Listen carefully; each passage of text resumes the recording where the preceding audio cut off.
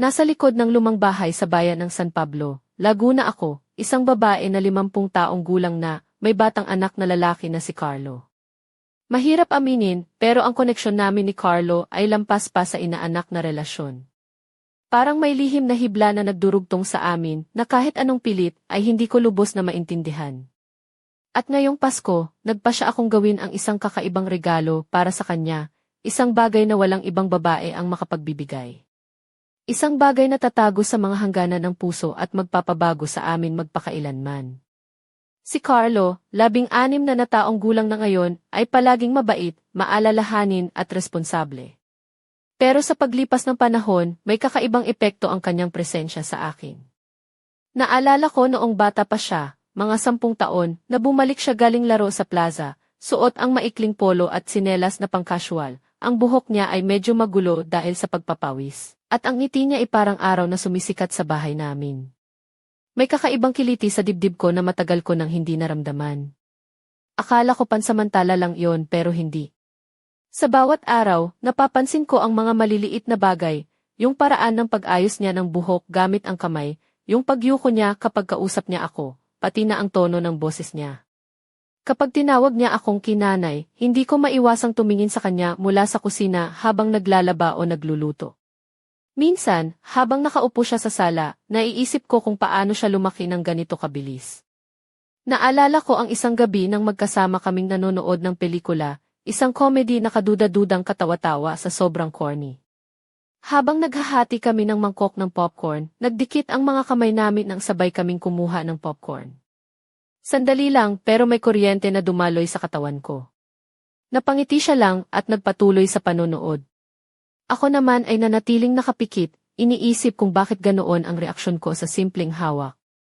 Simula noon, palihim kong hinahanap ang mga dahilan para makasama siya.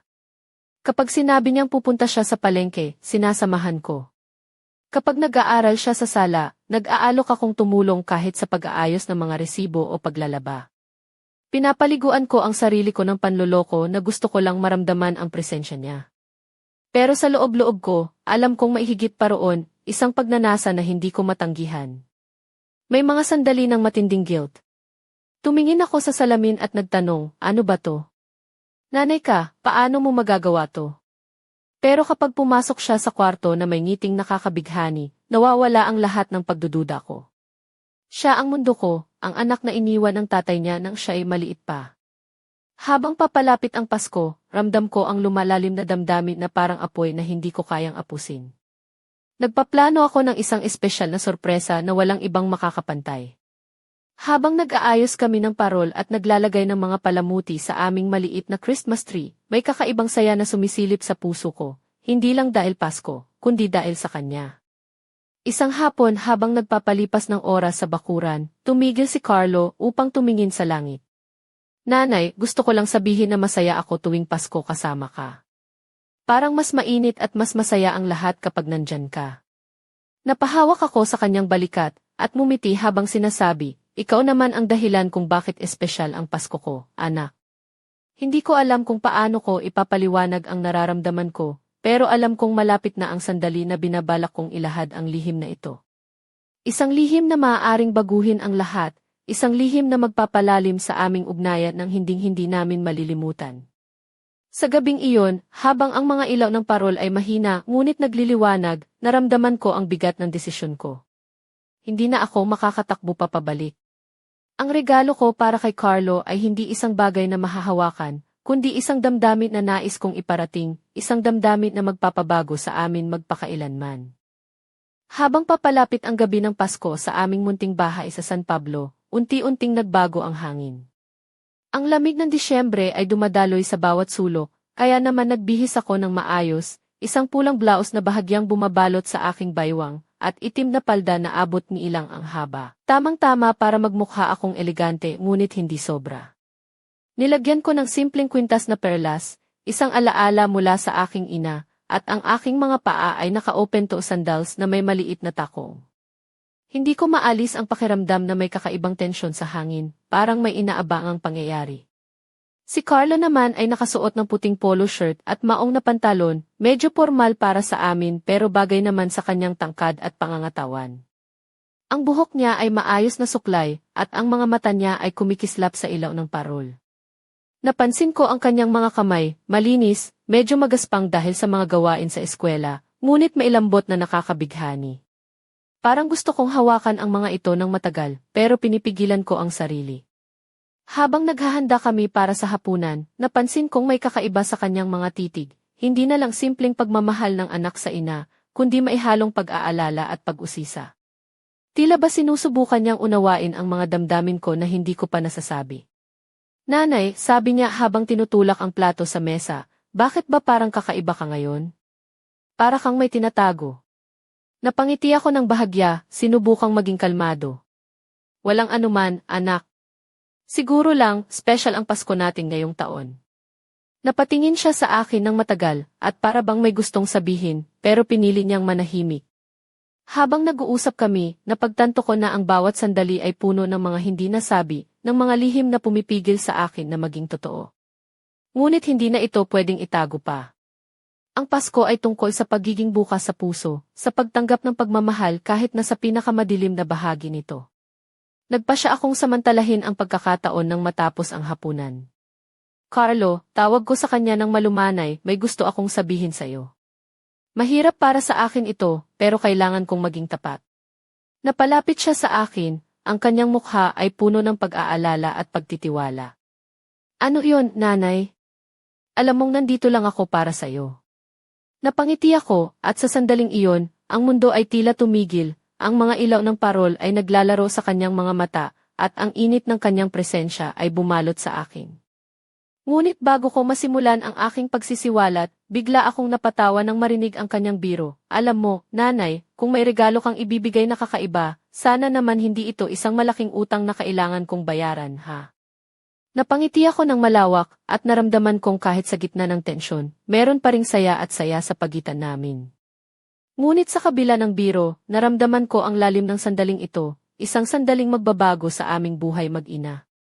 Hindi ko alam kung handa ba si Carlo, pero ako, hindi na ako makakatakbo pa. Ang regalo ko para sa kanya ay higit pa sa material na bagay. Ito ang simula ng isang lihim na kwento na kailangang malaman ng lahat, at ito ay magsisimula ngayong gabi. Pasado 7:00 na nang matapos naming ayusin ang mesa para sa hapunan. Ang ilaw mula sa mga parol ay nagbibigay ng malambing at mainit na liwanag sa buong sala, na parang inaanyayahan kami na maging malapit sa isa't isa. Si Carlo ay nakaupo sa tabi ko, ang kanyang mga mata ay tuwid na nakatingin sa akin, parang naghahanap ng sagot sa mga tanong na hindi niya masabi. Suot ko ang aking paboritong pulang blusa na may bahagyang pagbukas sa liig, sapat lang para ipakita ang kurba ng aking liig at balikat, pero hindi sobra para mapansin ng iba.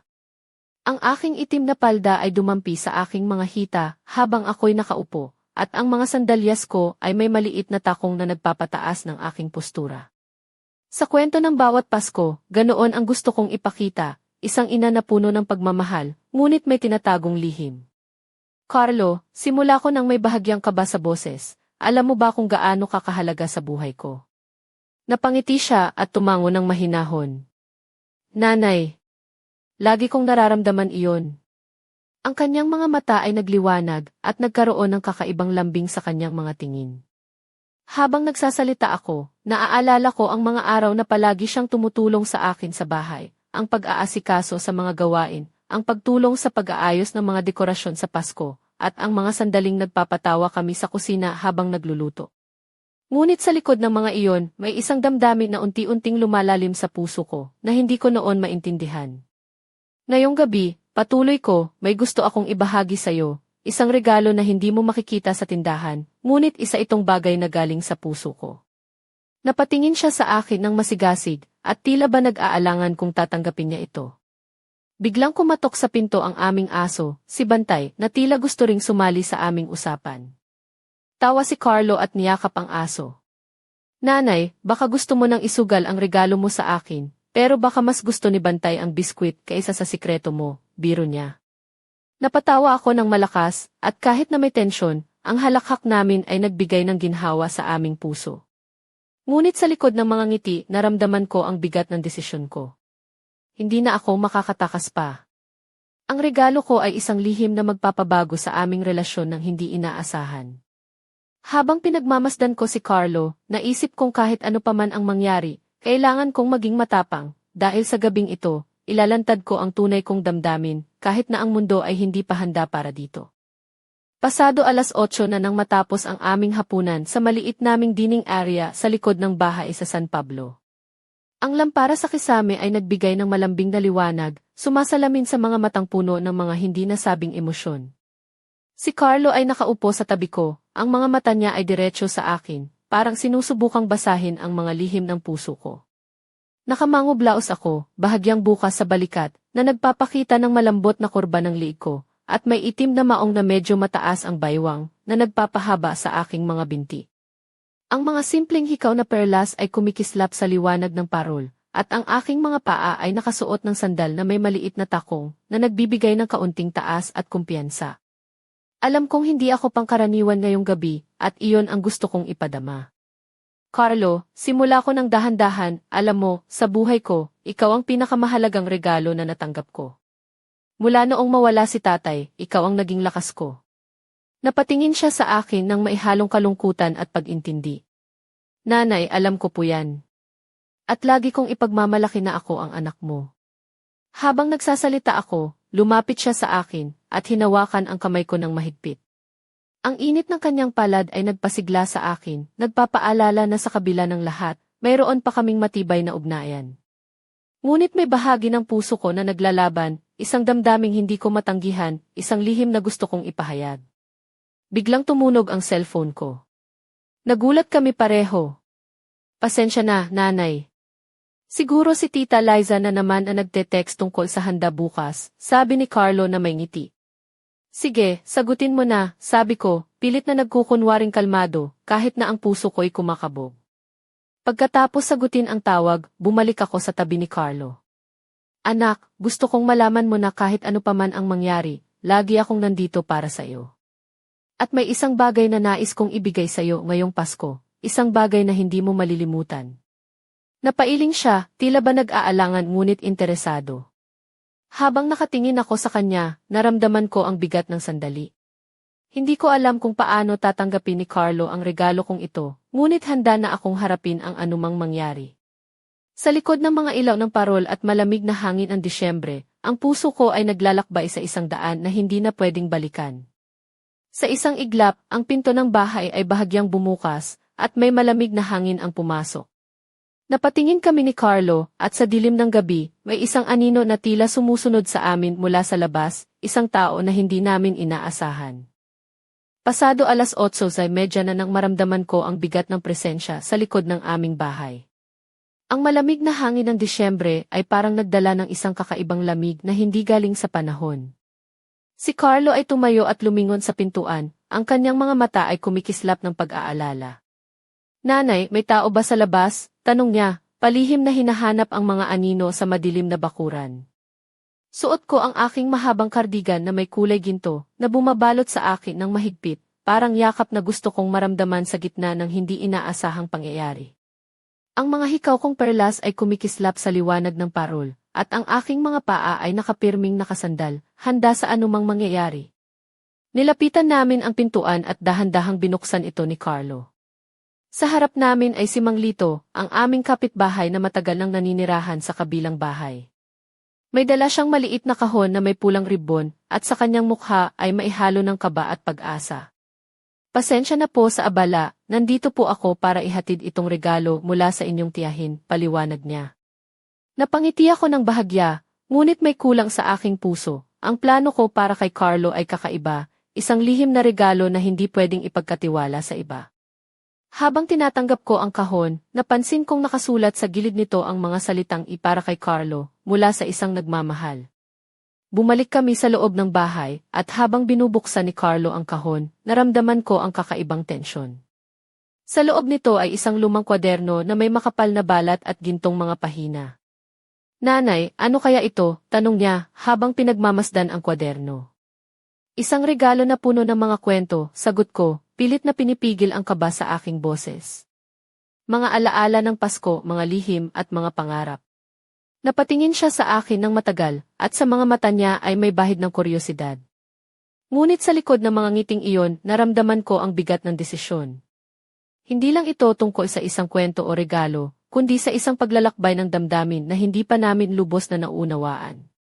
At habang nag-uumpisa ang gabi, isang tanong ang bumabalot sa akin, handa ba si Carlo sa lihim na ilalahad ko? O magiging simula ito ng isang bagyong hindi namin inaasahan? Habang nakaupo kami sa sala, hawak ni Carlo ang lumang kwaderno na may balat na medyo kupas na parang may mga kwento ng maraming Pasko na nakatago sa loob nito. Ang kanyang mga daliri ay dahan-dahang dumudulas sa mga pahina habang ang mga mata niya ay puno ng pag-usisa. Suot ko pa rin ang aking pulang blouse na bahagyang bumabalot sa aking balikat, at ang maong na may bahagyang sira sa gilid ay nagbibigay ng konting rebelde sa aking itsura, parang ako'y naghahanda sa isang gabi na puno ng mga lihim. Tingnan mo ito, nanay, sabi ni Carlo, habang ipinapakita sa akin ang isang pahina na may sulat kamay na medyo luma na. Parang dayari ito ng lola mo. Sinasabi niya na ang Pasko ay panahon ng mga himala at mga lihim. Mumiti ako ng bahagya at hinawakan ang kamay niya. Anak, at may mga lihim din akong nais ipamahagi sa'yo, mga bagay na matagal ko nang tinatago sa puso ko. Napatingin siya sa akin ng matagal, at para bang gusto niyang maintindihan kung ano ang ibig kong sabihin. Anong klaseng lihim, nanay? Tanong niya ng mahinahon. Lumapit ako sa kanya, at sa ilalim ng mga kumikislap na ilaw ng parol, nakita ko ang mga mata niyang puno ng takot at pag-asa. Mga damdamin, Carlo. Mga damdaming minsang hindi ko alam kung paano ipapahayag. Ngunit ngayong gabi, gusto kong maging tapat sa'yo, sabi ko, habang pinipilit pigilan ang pag-igting ng aking puso. Nanay, sagot niya ng maihalong pagdududa, alam mo ba na kahit anong sabihin mo, nandito ako para makinig at umunawa? Napaluha ako ng bahagya at niyakap siya ng mahigpit. Salamat, anak. Hindi ko alam kung saan tayo dadalhin ang gabing ito, pero handa akong harapin ito nang magkasama tayo. Habang humahalimuyak ang malamig na hangin sa labas, naramdaman ko ang init ng kanyang pagkapit sa akin, isang paalala na kahit anong unos ang dumating, hindi kami nag-iisa. Ngunit sa puso ko, alam kong ang lihim na ito ay hindi lamang basta damdamin. Ito ay isang sumpa at biyaya na magbabago sa aming buhay magpakailanman. Pasado 10:00 na nang tumigil kami sa pag-uusap, at ang kwaderno ay nakabukas sa mesa. Ang mga pahina nito ay tila mga tanikala ng nakaraan na hindi pa naluluwagan. Si Carlo ay nakaupo ng malapit sa akin, ang kanyang mga mata ay puno ng pag-aalinlangan at pag-aalala, habang ako naman ay nakasuot ng maitim na pulang palda na bahagyang sumasayaw sa bawat galaw ko. Ang blouse ko ay may malambot na tela na dumadaloy sa aking mga braso, na nagbibigay ng kakaibang halina sa simpleng anyo.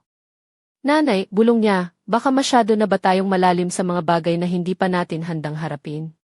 Tumingin ako sa kanya, ang kanyang mukha ay nagpapakita ng kalakasan sa kabila ng takot.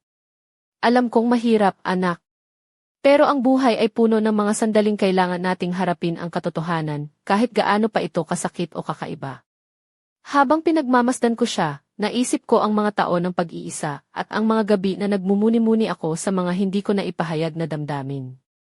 Sa likod ng mga ngiti at tawanan namin, may mga lihim na tinatago ang puso ko, mga damdaming naglalaban sa pagitan ng pagiging ina at isang masalimuot na pagnanasa. Napansin ko ang pagdududa sa mga mata ni Carlo, pero naramdaman ko rin ang isang bahagyang pagtanggap. Nanay, mahina niyang sabi, hindi kita kayang iwanan. Kahit ano pa man yan, nandito ako para sa'yo. Hawak ko ang kanyang kamay ng mahigpit, at sa ilalim ng liwanag ng parol na kumikislap, naramdaman ko ang init na nagbibigay lakas sa akin. Salamat, anak. Sa gabing ito, sisimulan natin ang isang paglalakbay na magbabago sa ating buhay. Isang paglalakbay na puno ng katotohanan, pagmamahal at sakripisyo. Ngunit bago pa man namin maumpisahan ang paglalakbay na iyon, isang malakas na tunog ang bumalot sa bahay, parang may bumagsak sa labas. Nagulat kami pareho at tumakbo si Carlo patungo sa bintana upang tingnan kung ano iyon. Sa dilim ng gabi, may mga matang nakamasid sa amin mula sa kadiliman, isang lihim na hindi pa handa na lumabas sa liwanag. Di ko maiwasang mapatingin sa bintana nang tumakbo si Carlo upang silipin ang nangyari sa labas. Ang lamig ng hangin ay sumalubong sa akin, at habang nakatayo ako sa tabi niya, naramdaman ko ang bigat ng gabi, parang may mga matang nagmamasid mula sa kadiliman ng bakuran namin sa San Pablo. Suot ko pa rin ang aking pulang blouse at itim na palda. Ang mga hibla ng buhok ko ay bahagyang nagkalat, ngunit pinipilit kong magmukhang kalmado. Anong nakita mo, anak? Tanong ko nang may bahagyang pangamba. Wala pong tao, nanay. Pero parang may gumalaw sa mga anino, sagot niya na maihalong kaba. Hindi kami sigurado kung ito ba ay bunga lang ng imahinasyon namin o may totoong nagaganap sa labas. Nagpasya kaming bumalik sa sofa, ngunit ang tensyon sa loob ng bahay ay lumalalim. Hindi namin maiwasang maramdaman na may isang lihim na sumusubaybay sa amin, isang bagay na matagal nang nakabaon sa nakaraan, at ngayon ay muling bumabalik upang guluhin ang aming katahimikan. Habang hawak ko ang kamay ni Carlo, naisip ko ang mga araw na nagdaan, ang pagmamahal, ang mga lihim, at ang mga pangarap na pinagsaluhan namin. Ngunit ngayong gabi, alam kong hindi na sapat ang mga iyon. May isang bagay na kailangang harapin, isang misteryo na kailangang lutasin. Anak, sabi ko ng mahina, handa ka na ba sa mga susunod na mangyayari? Hindi ito magiging madali, pero kailangang maging matapang tayo. Ngumiti siya ng bahagya, at sa mga mata niya ay nakita ko ang apoy ng tapang at pagmamahal. Handa po, nanay. Kasama ka ko. Habang nagpapalitan kami ng titig, naramdaman namin na ang gabing ito ay hindi katulad ng mga nakaraang Pasko. Ang mga ilaw sa parol ay tila naglilihim, at ang bawat anino ay may dalang kwento na naghihintay na mabunyag. Sa likod ng katahimikan, ang aming mga puso ay nagsisimulang humakbang patungo sa isang bukang liwayway na puno ng hindi inaasahang mga pangyayari. Habang lumalalim ang gabi sa San Pablo, unti-unting bumaba ang katahimikan sa aming bahay. Si Carlo ay nakaupo sa tabi ko, hawak ang kamay ko na parang ito ang tanging sandigan niya sa mundo. Suot ko ang pulang blouse na malumanay na bumabalot sa aking katawan, at ang itim na palda ay dahan-dahang sumusunod sa bawat galaw ko, na nagbibigay ng kakaibang halina sa simpleng anyo. Ang mga kumikislap na ilaw ng parol ay naglalaro sa kanyang mga mata, habang ang malamig na hangin sa labas ay nagdadala ng mga aninong tila may mga lihim na gustong tuklasin. Nanay, bulong ni Carlo, alam kong may mga bagay na hindi natin kayang kontrolin, pero gusto kong malaman na nandito lang ako para sa iyo, kahit ano paman. Napangiti ako ng bahagya at dahan-dahang niyakap siya. Salamat, anak. Ang pagmamahal mo ang tanging gabay ko sa dilim. Ngunit sa kabila ng aming mga salita, naramdaman ko ang bigat ng gabi na bumabalot sa amin. May isang lihim na naghihintay na ilabas, isang katotohanang matagal nang itinago sa ilalim ng mga parol at ilaw ng Pasko. Ang puso ko ay kumakaba, alam kong hindi na kami makababawi sa mga susunod na hakbang. Biglang tumunog ang pinto ng bahay, at ang mahinang kaluskos ay nagpaalala na may isang tao ang nasa labas, isang tao na may dala ng mga sagot, ngunit maaaring magdala rin ng panganib. Tumingin kami ni Carlo sa isa't isa, ang aming mga mata ay puno ng takot at pag-asa. Anong gagawin natin, nanay? Tanong niya nang may pagkabalisa. Hinawakan ko ang kanyang mukha ng dahan-dahan at tumingin sa kanyang mga mata. Kahit ano pa ang mangyari, magkasama tayo. At hinding-hindi kita pababayaan.